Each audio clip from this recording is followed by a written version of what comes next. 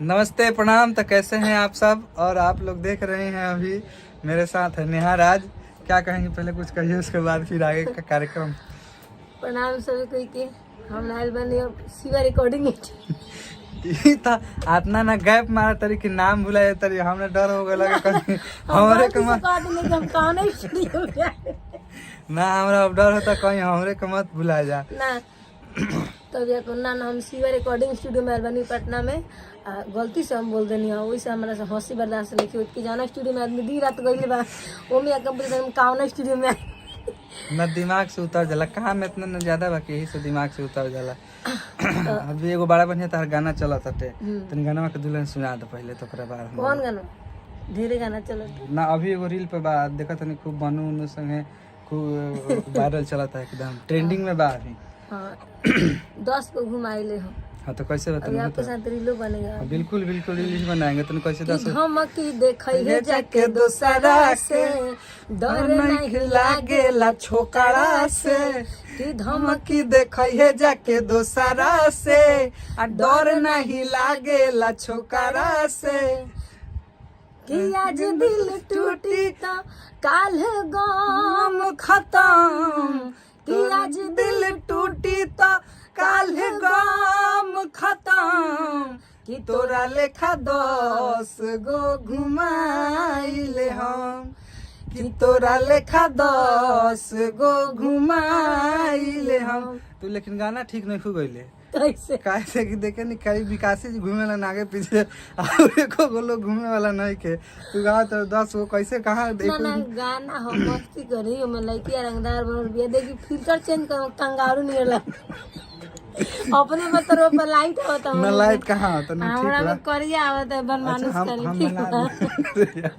हम बना दम खूब बढ़िया हो जाए। आजादी हमनी के नेचुरल नहीं सब बिना मेकअप से कप के एकदम घरे दुआरे बानी से जैसे रहनी सब काम धाम करे नहीं सब सही हमनी के काम। अब कलाकार स्टेज पर बढ़िया लगेला, चाहे कहीं फंक्शन प्रोग्राम में जाला तो बढ़िया लगेला। घरे तो हमनी के बहुत घटिया बानी सब जैसन बानी सब लागत नहीं सब हमनी के। हम इतना घटिया नत बने अपने आप के रो बड़ी फूलल फालल बनी ना हम सुंदर लगा हम फूलल नहीं कि फूलल तू मोबाइल के लाइट मार दे हम तू फूलल और तार फूलल का बोले जरा कहा सके। हम दार्जिलिंग से जब पहला बार गावे आए रहे तो हमें लगे फोटो तार साफ एकदम सुखटा। बड़ी कोशिश कैले तरह के गावे के लेकिन ना गले रहे। रात भर गइल रहनी से एगो गाना हम पहली बार आए रहनी पटना में तो ओबरा दार्जिलिंग से प्रोग्राम के कह रहनी आ सीधे पटने उतर रहनी तो यहाँ के लगे उ गाना गाए के रहे हमरा। तो उ गाना हम रात भर पूरा गइले रहनी।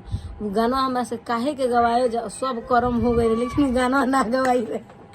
लेकिन अपू भैया बहुत सपोर्ट करनी गाना गवाए खातिर, मैंने बहुत कोशिश करी कि गाना केहू गवा ली लेकिन मुखड़ा तो गा दिलनी अंतरवा होते ना रहे हमरा से। सबसे बढ़िया बात बाद में जब अली अब गावे लगली कंटिन्यू बातचीत भल तब पता चल कि कहली कि घर ने लड़का बड़ी कोशिश कैलक गवावे के, बड़ी मेहनत कैलक लड़का कि ना काहे के गाना गवावे जा। हम जाके कहल कि गए पटना स्टूडियो में तो लड़का बड़ी कोशिश कैलस लेकिन हमरा से गवाइबे ना कैलस।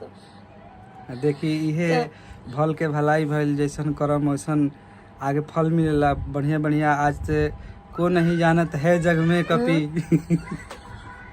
नेहा राज नाम तिहारो हमारे मुँह से आयर लख नेहा निष्ठा नाम अभी देखा तो एगो वायरल चलता अभी छोटू निष्ठा जी के मैंने छोटू भैया जी के अभी देखबे कन्हे प्रोग्राम के तो झगड़ा हो गई रहे जानते नहीं झगड़ा तू ही करैलू। तू देख रही हम तार बोई स्टेज पर अभी प्रोग्राम में तार नाम ले नेहा जी को बुलाइए, नेहा जी को बुलाइए। पहले ही से तनी बहुत ज्यादा कलाकार लोग चल गए रहे तो उसे तनी गेदरिंग टाइप के हो गए रहे। मतलब सब कोई गावे लेकिन जानते मैंने कलाकार लोग के एगो से सबूर ना हुई रोआ चाहे कि कलाकार के स्टेज पर चढ़ा दी और कहीं कि दूगो गा के जल्दी उतर जाता उतरे लबा कोई मने ना करी उतरे के।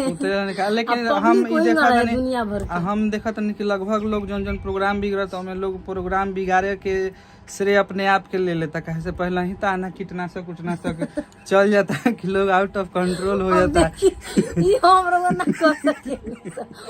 हम जान जाला के हम तो जान तो बुझा जाता बातें चीज से बुझा जाता कि हाँ का बा ना बा। खैर अपन अपन व्यक्तिगत अपन जौन बा हत्या में पूरी बन रहे दिया पूरी हाथी के कान वाला डॉक्टर साहब घर कहनी कि हम खा लेते नहीं खा लेते कुछ बानियो दिया पुरिया बहुत मुलायम होला उ एकदम खाए में बहुत कई दिन रख दे तो मुलायम रहे खाए कि रुई खाता नहीं कुछ कुछ घंटा जाला एगो हमरो गाना चलत उ पर तनी रील बना दी है ओकरा बाद बना दे रील गाना बा हमारी वाला कि तहारा मुस्की पा फिदा बानी हम अरे गलती पर डांटेलू सीना से साटेलू नीक लागे कोयल जस बुलिया नरम कि एक बेरा औरी कह खाके कसम तहारा मुस्की प फिदा बानी हम ई गाना चलता त ये गाना के प्यार आशीर्वाद रुआ सब दे रहल बने अभी 4-5 साल रील लगभग पहुंच गइल बा हमने रील बनावल जाई और आप ऐसा ही अपन आशीर्वाद प्यार सब देत रही और सब त जौन होके होके खड़ी हां जैसे इनकरा के प्यार आशीर्वाद त हमरो पतन छीटा मार दी का से बड़ी गरीब कमजोर कलाकार बनी हम ए दादा हां